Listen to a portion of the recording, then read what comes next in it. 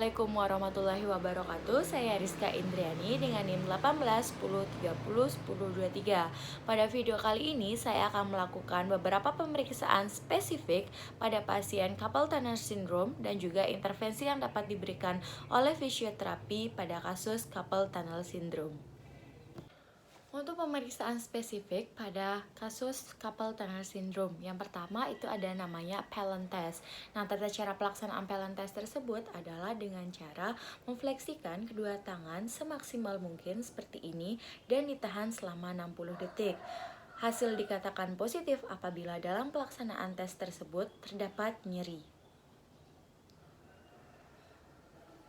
Yang berikutnya itu adalah pressure test, di mana kita akan menekan nerve medianus yang berada pada terowongan karpal dengan menggunakan ibu jari selama 120 detik. Hasil positif apabila pasien mengeluhkan nyeri pada saat pelaksanaan tes.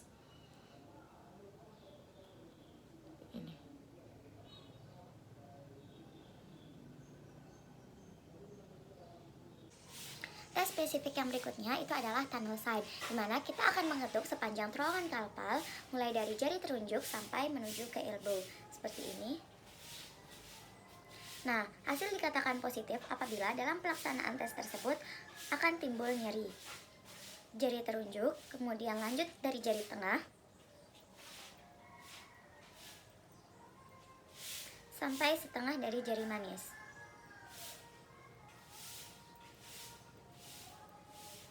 Beberapa pemeriksaan spesifik tadi apabila pasien positif terkena CTS dan masuk pada fase akut, kita dapat merujuk pasien tersebut menuju dokter neurologi untuk diberikan terapi farmakologi dan juga antiinflamasi karena ini adalah berhubungan dengan syaraf. Lalu untuk intervensi yang dapat diberikan oleh fisioterapi pada kasus carpal tunnel syndrome, yang pertama itu bisa menggunakan IR. Fungsi IR di sini adalah untuk merelaksasikan otot-otot yang spasme dan juga mampu melancarkan peredaran darah sang pasien. Lalu yang kedua itu adalah bisa menggunakan TENS, itu untuk memblokade nyeri apabila pasien tersebut merasakan nyeri yang sangat hebat. Lalu juga bisa menggunakan US, itu untuk merelaksasikan otot-otot pasien. Selain penggunaan physical agent, juga dapat diberikan stretching dan strengthening berupa exercise sebagai berikut. Dan ke arah luar. Ini diberikan tahanan selama 5 detik ke sisi dalam, 5 detik ke sisi luar dengan dosis latihan 10 kali repetisi dan dilakukan dengan 3 set.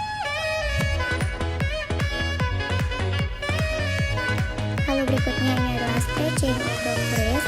Kita mulai dengan satu tangan dan tekan punggung tangan lainnya untuk membantu menekuk pergelangan tangan.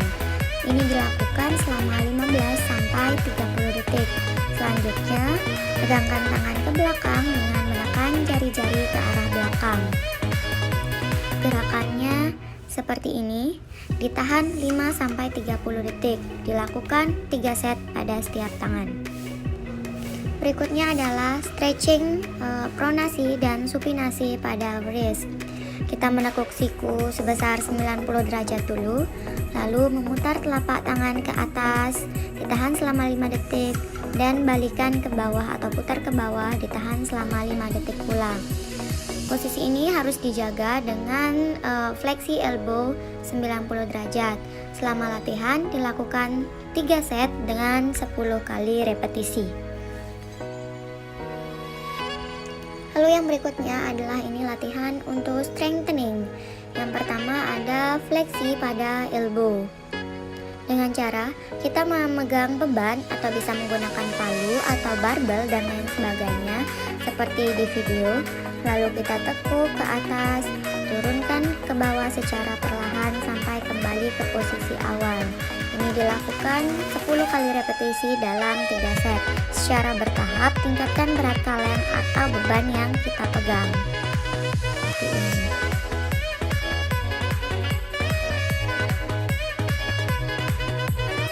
Lalu berikutnya strengthening untuk posisi pronasi.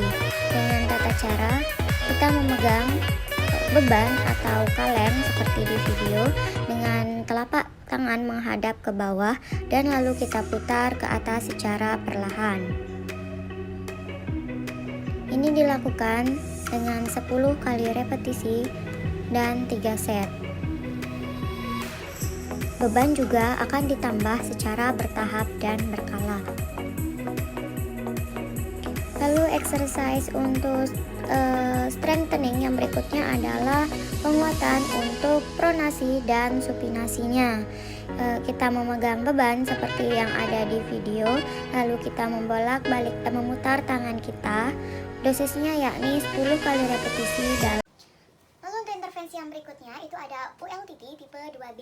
Nah, cara pelaksanaannya yaitu adalah dengan cara monside fleksikan leher kepala seperti ini, lalu posisi tangan abduksi dan disertai dorsofleksi seperti ini. Ini kita tahan selama 8-10 detik. Tujuan dari ULTT ini adalah untuk menginervasi dari saraf muskulocutaneus.